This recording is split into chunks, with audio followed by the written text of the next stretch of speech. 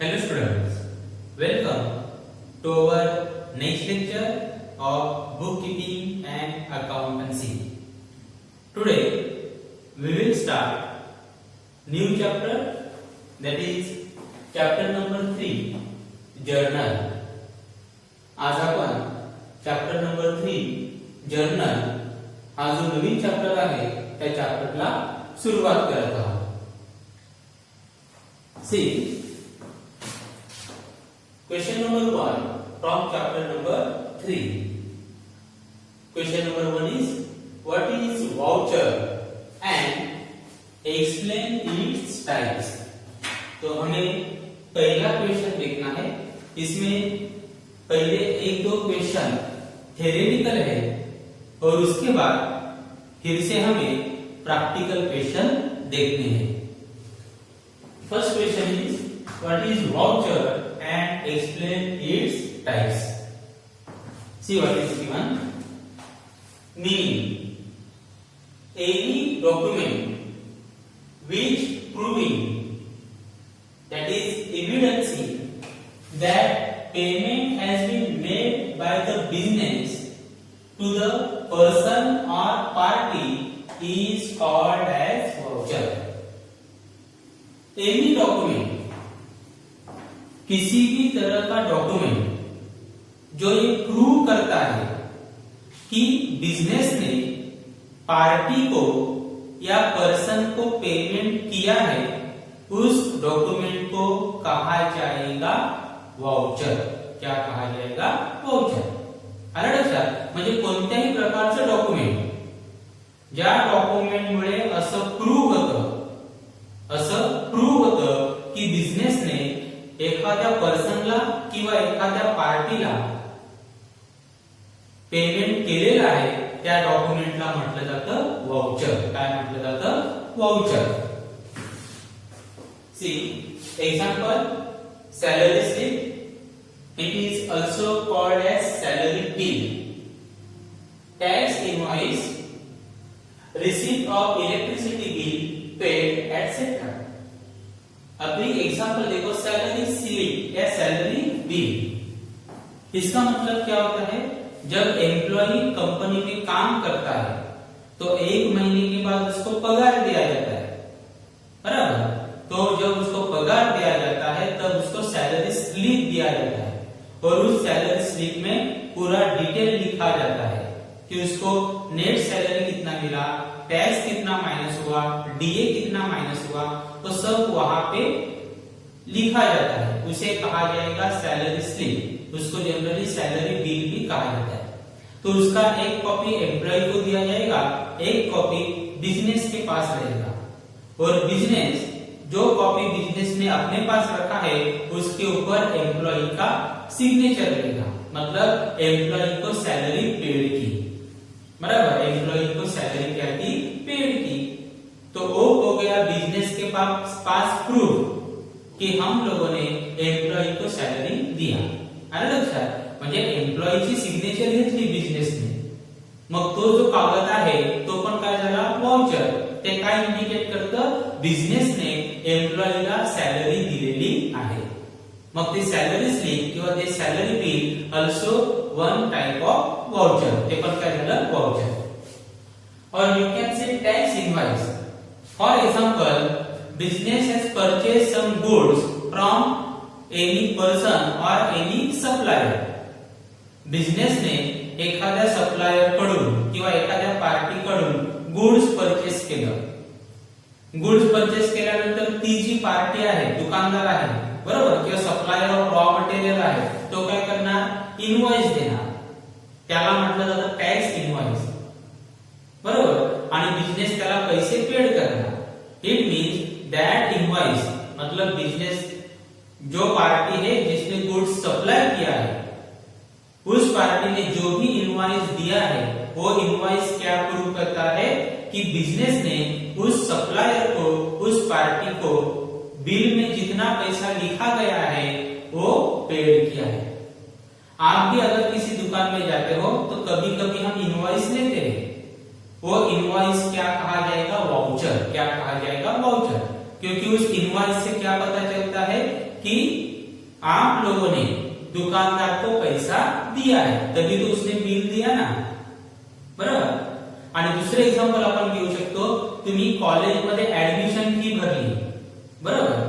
कॉलेजमध्ये जेव्हा तुम्ही ऍडमिशन फी भरली तेव्हा कॉलेजने तुम्हाला एक रिसिप्ट दिली, ऍडमिशन रिसिप्ट. ती काय इंडिकेट करते की तुम्ही कॉलेजला पैसे दिलेले आहेत. तुम्ही काय इंडिकेट करते की तुम्ही कॉलेजला पैसे दिलेले आहेत आणि म्हणून कॉलेजने तुम्हाला काय दिलेले आहे, ऍडमिशन रिसिप्ट. मग ती ऍडमिशन रिसिप्ट तुमच्यासाठी काय झालं, वाउचर. काय झालं, वाउचर. ओके. तो किसी भी तरह का डॉक्यूमेंट जिससे ये प्रूव होता है कि पैसे का लेन देन हुआ है, पैसे का ट्रांजैक्शन हुआ है, उस डॉक्यूमेंट को कहा जाएगा वाउचर. उसे कहा जाएगा वाउचर.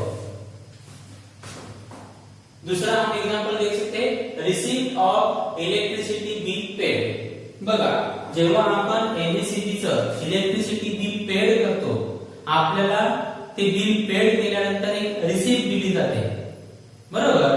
ती रिसिप्ट काय असते की आपण एमएससीबी ला पैसे पेड केलेले आहेत त्याचा पुरावा असतो, त्याचं प्रूफ असतं. मग ती रिसिप्ट पण काय झाली, वाउचर. और अगर आप लोगों ने ऑनलाइन पैसा पेड किया एमएससीबी के बिल का, तो भी आपको मैसेज आता है ना, बराबर. समझो आप लोगों ने गूगल पे से पैसा पेड किया तो भी आपको मैसेज आता है कि आपने पैसा पेड किया. वो जो मैसेज है वो प्रूफ है कि आप लोगों ने एमएससीबी को पैसा दिया, तो वो मैसेज भी क्या माना जाएगा, वाउचर. क्या माना जाएगा, voucher.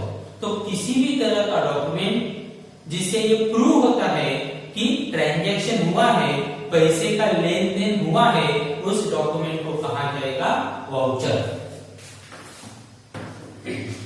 See, there are two types of voucher. There are two types of voucher. Vouchers के टाइप कितने रहेंगे, two. First is internal voucher and second is external voucher. वाउचरचे दोन टाइप आहेत, एक आहे internal voucher and second is external voucher. Now internal voucher. Voucher prepared by the business or company itself called as internal voucher. जो voucher business या company खुद तैयार करती है itself, उसे कहा जाएगा इंटरनल वाउचर. म्हणजे कोणत्याही प्रकारचं वाउचर जे बिझनेस स्वतः तयार करते, बिझनेस स्वतः तयार करते, त्याला म्हटलं जातं internal voucher. For example cash voucher, salary slip etcetera. मी आधी सांगितलं सॅलरी स्लिप म्हणजे एम्प्लॉई आपल्याकडे काम करतो, एक महिना त्यांनी काम केल्यानंतर आपण त्याला पगार देणार, पगाराबरोबर त्याला सॅलरी स्लिप दिलं जातं. आणि बिझनेस कडे असतं सॅलरी स्लिपची एक कॉपी किंवा त्याला म्हटलं जातं सॅलरी बिल. आलं लक्षात. म्हणजे एम्प्लॉई काय करतो, त्या सॅलरीचे बिल असतं त्याच्यावर सिग्नेचर करतो. मग आता सॅलरी स्लिप कोणी तयार केली, बिझनेसनी स्वतः तयार केली, म्हणजे ते काय झालं, इंटरनल वाउचर. ओके. लेकिन यहाँ पे अगर हम एमएससीबी को लाइट का बिल पेड करते हैं तो एमएससीबी की तरफ से हमें एक रिसिप्ट मिलता है. अभी वो रिसिप्ट बिजनेस ने तैयार किया या एमएससीबी ने तैयार किया, एमएससीबी ने, तो उसे कहा जाएगा एक्सटर्नल वाउचर. तो अगर कोई वाउचर बिजनेस ने खुद तैयार किया तब उसे कहा जाएगा इंटरनल वाउचर. और अगर कोई वाउचर बिजनेस के आउटसाइडर ने तैयार किया तब उसे कहा जाएगा external voucher. See what is given regarding external voucher. Voucher prepared by the outsider. Voucher prepared by the outsider means not by the business. Outsider का मतलब क्या है, not by the business itself, called as external voucher. उसे कहा जाएगा external voucher. For example, tax invoice for purchases, receipt of bill paid, etc. बघा, म्हणजे कोणतंही voucher समजा बिझनेसने स्वतः तयार केलं तर त्याला म्हटलं जाईल इंटरनल वाउचर. आणि जे वाउचर बिझनेस स्वतः तयार करत नाही, बाहेरची पार्टी तयार करते, परंतु बिझनेसला देते त्याला म्हटलं जातं एक्सटर्नल वाउचर। ओके, तो एक्सटर्नल वाउचर बिजनेस खुद तैयार नहीं करता है, बाहर की जो पार्टी है वो तैयार करती है और बिजनेस को देती है। ऐसे वाउचर को कहा जाएगा एक्सटर्नल वाउचर। अभी एक्सटर्नल वाउचर का एग्जांपल लेते हैं। Tax invoice for purchases, business है हमारा, हम लोगों ने रॉ मटेरियल परचेस किया, तो सिंपल है जिससे भी हम लोग रॉ मटेरियल परचेस करेंगे वो एक्सटर्नल हुआ, आउटसाइडर हुआ। वो पार्टी या जो पर्सन है, सप्लायर है रॉ मटेरियल का, वो हमें बिल देगा, इनवॉइस देगा, बराबर है। और उसके ऊपर हम लोगों ने कितने का गुड्स परचेस किया वो लिखा रहेगा, फॉर एग्जांपल 5000। इसका मतलब क्या हुआ, बिजनेस ने 5000 का गुड्स से परचेस किया है और बिजनेस ने 5000 उसको दिया है। आया लक्षात? कारण की टॅक्स वाउचर कधी दिलं जातं, जेव्हा आपण पैसे पेड करतो तेव्हा टॅक्स इनवॉइस दिलं जातं। कोणते इनवॉइस दिलं जातं? टॅक्स इनवॉइस दिलं जातं, तो उसे कहा जाएगा एक्सटर्नल वाउचर। या जैसे मैंने कहा एमएससीबी का बिल पेड किया, एमएससीबी ने हमें रिसीप्ट दिया, वो रिसीप्ट हम बिजनेस ने बनाया है या एमएससीबी ने बनाया? एमएससीबी ने बनाया, मतलब एक्सटर्नल पार्टी, तब उसे कहा जाएगा एक्सटर्नल वाउचर। किंवा बिजनेसने आपली जी कंपनी आहे त्याचा इन्शुरन्स काढला आणि त्यासाठी इन्शुरन्स प्रीमियम पेड केलं। ओके, मग जसं जेव्हा तुम्ही इन्शुरन्स प्रीमियम पेड करणार, इन्शुरन्स कंपनी तुम्हाला एक रिसिप्ट देणार, त्याला म्हटलं जातं premium receipt. That receipt is called as a premium receipt. It means that receipt is prepared by the insurance company, and insurance company is outsider, and therefore that insurance premium receipt should be considered as external voucher. आलं लक्षात? म्हणजे ते insurance premium receipt जी आहे त्याला देखील काय समजलं जाईल? एक्सटर्नल वाउचर, कारण की ती कोण तयार करतं? Insurance company, and insurance company कौन है? आउटसाइडर है। तो जो वाउचर बिजनेस खुद तैयार करेगा उसे कहा जाएगा इंटरनल वाउचर, और जो वाउचर एक्सटर्नल पार्टीज तैयार करती है, आउटसाइडर तैयार करते हैं, उसे कहा जाएगा external voucher. Okay, so voucher means nothing but any document which prove that the business has paid some money, business has paid some money to person or party, called as a voucher, called as a voucher. See next examples of voucher. आता आपण सांगितलं की voucher internal पण असू शकतात आणि external पण असू शकतात। आता आपल्याला या ठिकाणी वाउचरचे काही एग्जांपल्स बघायचे। अभी हम एक वाउचर्स के क्या देखेंगे, कुछ एग्जांपल्स देखेंगे। See, first is given journal voucher. It is basic or original voucher on the basis of which transactions are recorded in journal book. मतलब एक ओरिजिनल वाउचर रहते हैं, बेसिक वाउचर रहते हैं, और उसके बेसिस पे जर्नल बुक में जर्नल एंट्री की जाती है। क्योंकि याद रखना, जो भी ट्रांजैक्शन हमारे बिजनेस में होगा हम उसको पहला किसमें रिकॉर्ड करेंगे? जर्नल में रिकॉर्ड करेंगे। जिस बुक में जर्नल में रिकॉर्ड किया जाता है उसी बुक को कहा जाएगा जर्नल बुक। आलं लक्षात? म्हणजे जर्नल वाउचर म्हणजे बेसिक वाउचर असतं, ओरिजिनल वाउचर असतं, त्याच्या बेसिसवर जर्नल बुक मध्ये एंट्री केली जाते। आता कदाचित तुम्हाला जर्नल म्हणजे काय ते पटकन कळणार नाही, आपला जो पुढचा पार्ट असणार आहे त्यामध्ये ती जी कन्सेप्ट आहे ती काय होणार आहे? क्लियर होणार आहे। ओके, तो फिलहाल इतना याद रखो, जर्नल वाउचर मतलब बेसिक या ओरिजिनल वाउचर, उसके बेसिस पे जर्नल बुक में एंट्री किया जाता है। For example depreciation voucher, prepaid voucher, fix assets purchase voucher etcetera, इस तरह के कुछ वाउचर्स रहेंगे जिसको कहा जाएगा journal voucher. Next is cash voucher. It is voucher prepared by the business itself. Business itself. ये कौन तैयार करता है? Business itself. अगर बिजनेस खुद तैयार करता है मतलब कि कौन से तरह का वाउचर हुआ? Internal voucher. When petty cash get withdrawn from business for business purpose. Petty cash means small. Petty का मतलब क्या है? Small. पेटी से आता है आपको small. Cash get withdraw from business for business purpose. म्हणजे जर बिझनेस मधनं बिझनेसच्या कामासाठी एखाद्या व्यक्तीला पैसे दिले, एखाद्या व्यक्तीला काय दिले? पैसे दिले, तर त्यावेळी कोणतं वाउचर बनवलं जातं? Cash voucher. कोणतं वाउचर बनवलं जाईल? Cash voucher. अभी उसका एग्जांपल मैं आगे लेने वाला हूं. It is also prepared when someone wants reimbursement of money already paid for business purpose. और दूसरा एक कब बनाया जाएगा?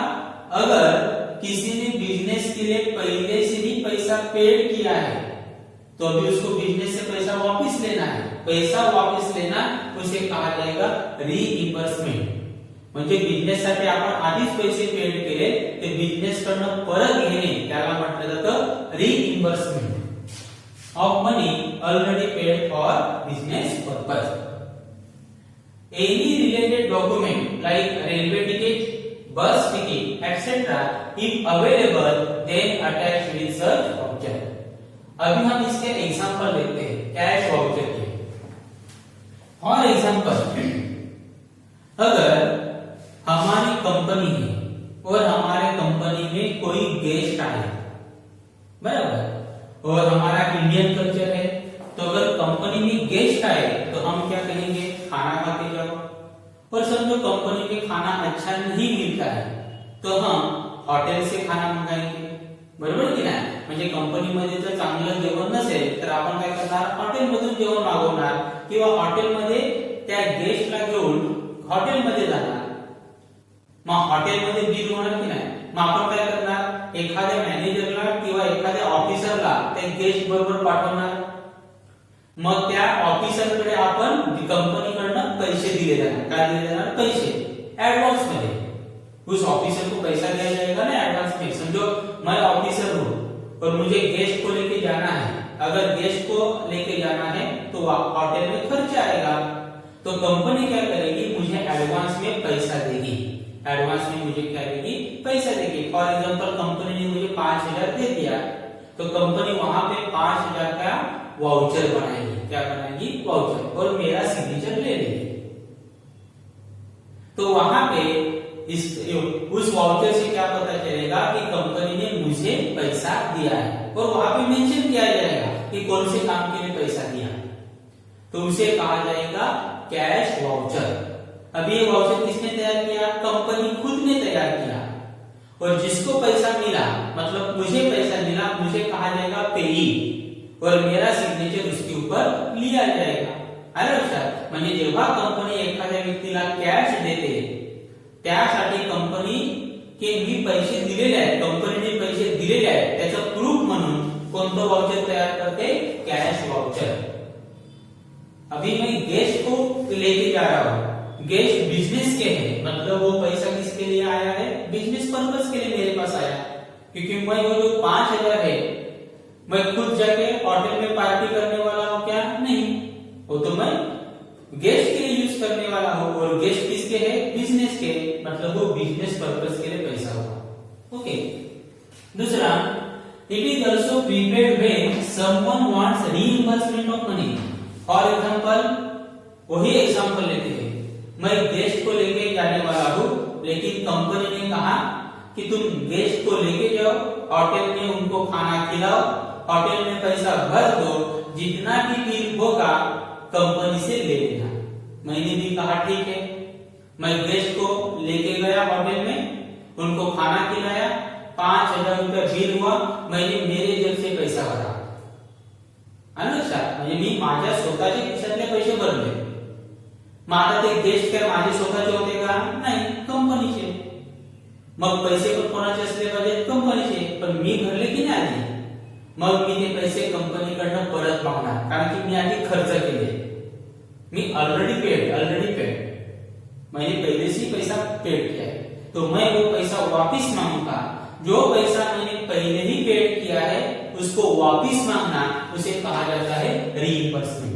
आलं लक्षात? म्हणजे जे पैसे तुम्ही आधीच पेड केले आणि कंपनीकडनं तुम्ही परत मागता त्याला म्हटलं जातं रिइंबर्समेंट. त्या कॉलचं रिइंबर्समेंट.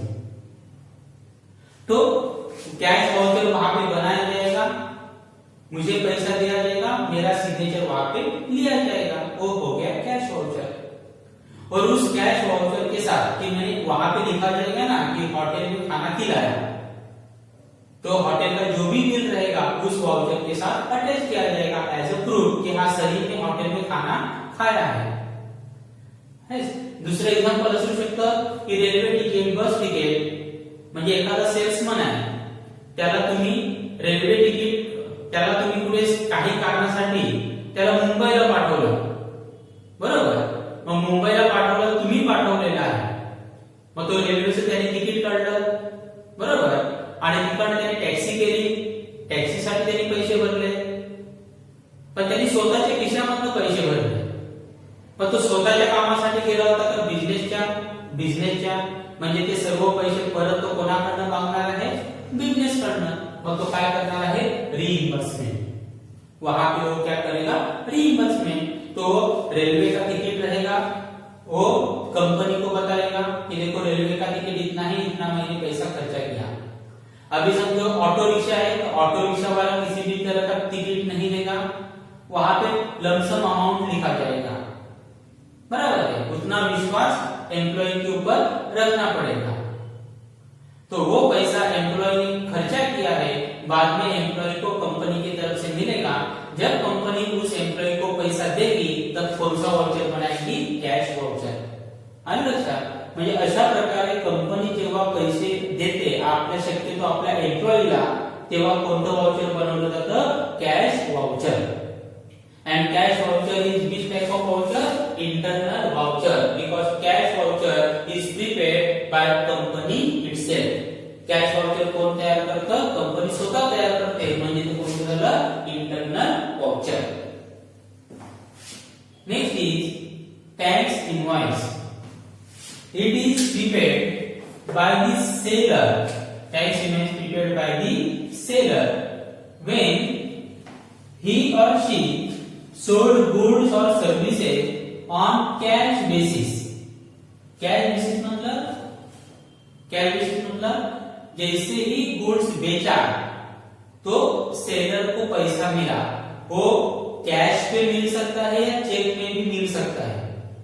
आलं लक्षात? कॅश बेसिस म्हणजे असं नाही की फक्त कॅशच दिली पाहिजे, चेकनी जरी पैसे दिले तरी त्याला कॅश ट्रांजैक्शन समजायचं, हे लक्षात ठेवा. ओके, ये परमानेंटली याद रखना.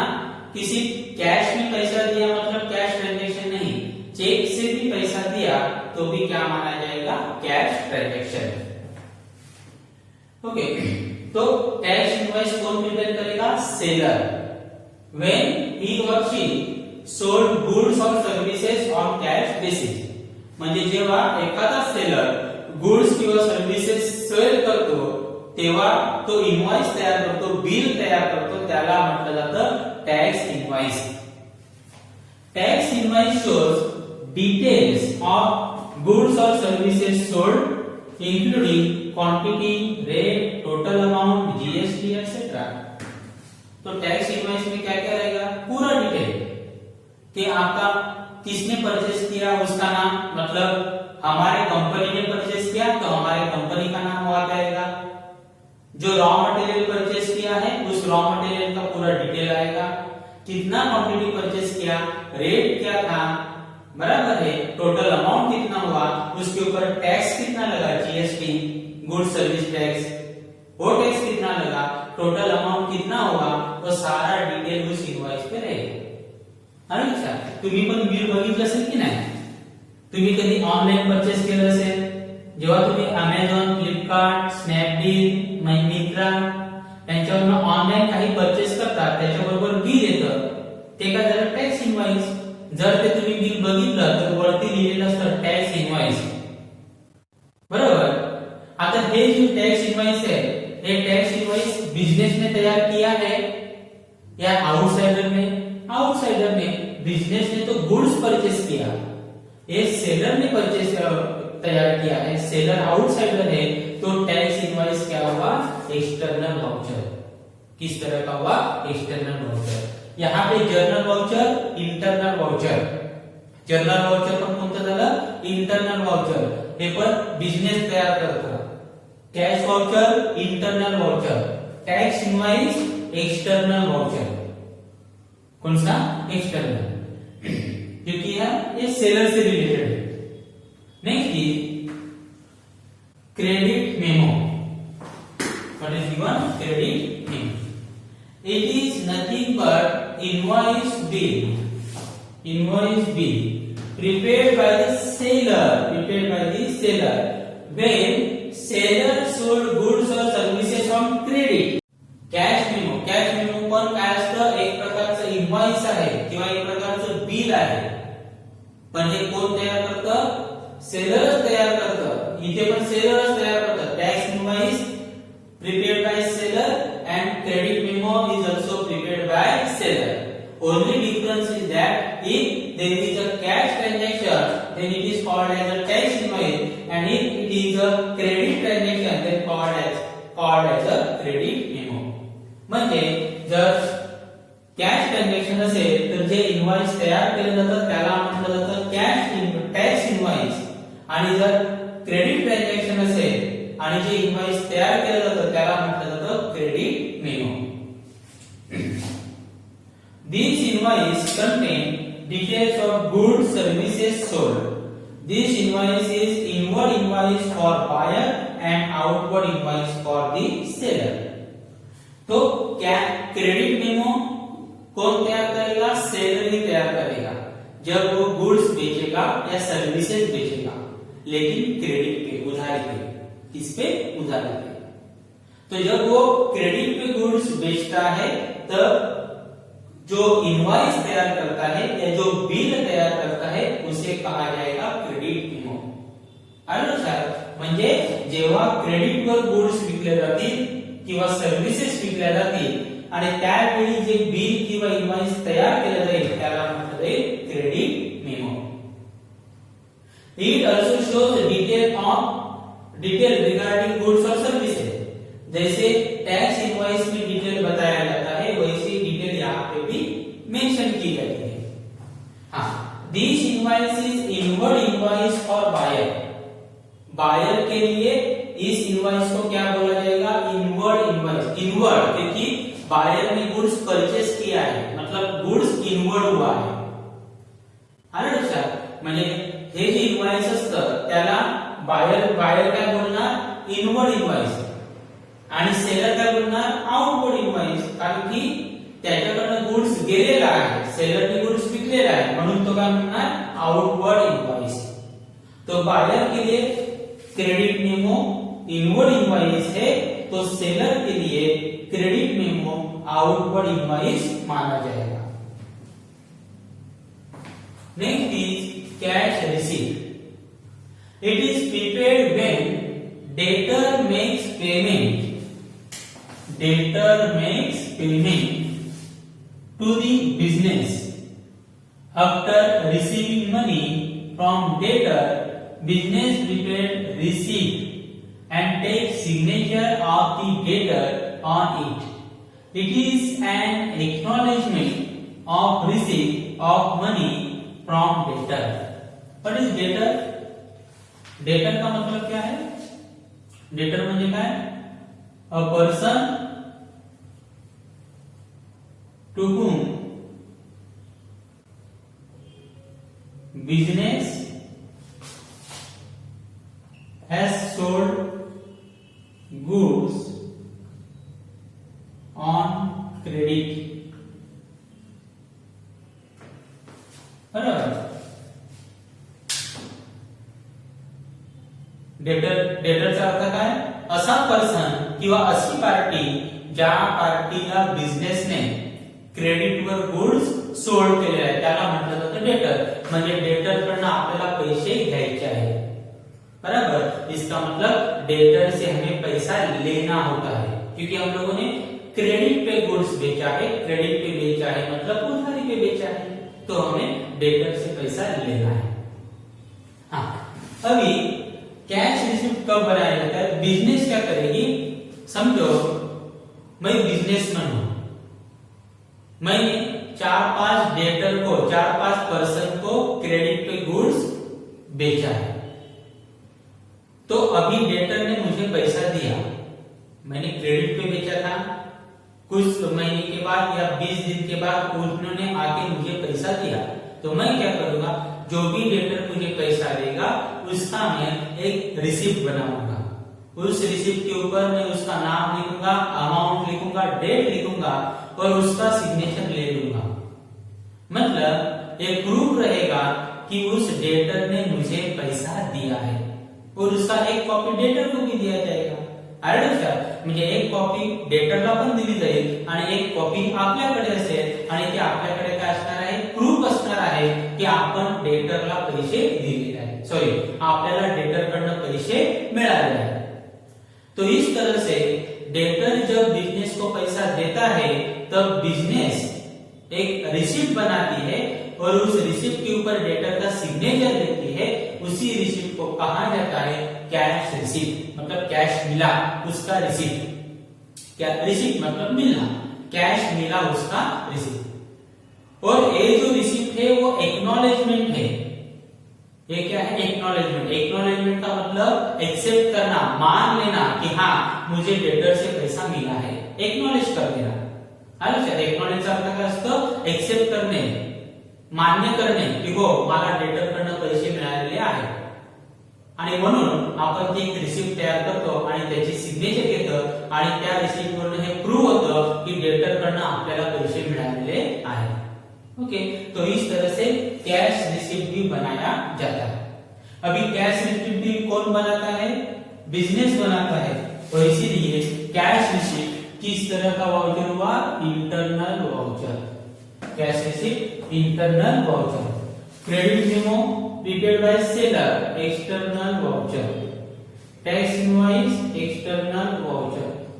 Cash voucher, internal voucher. And journal voucher, internal voucher. Journal voucher, internal voucher. Okay, तो इस तरह से यहाँ पे वाउचर्स के 5 एग्जाम्पल दिए हैं. Thank you.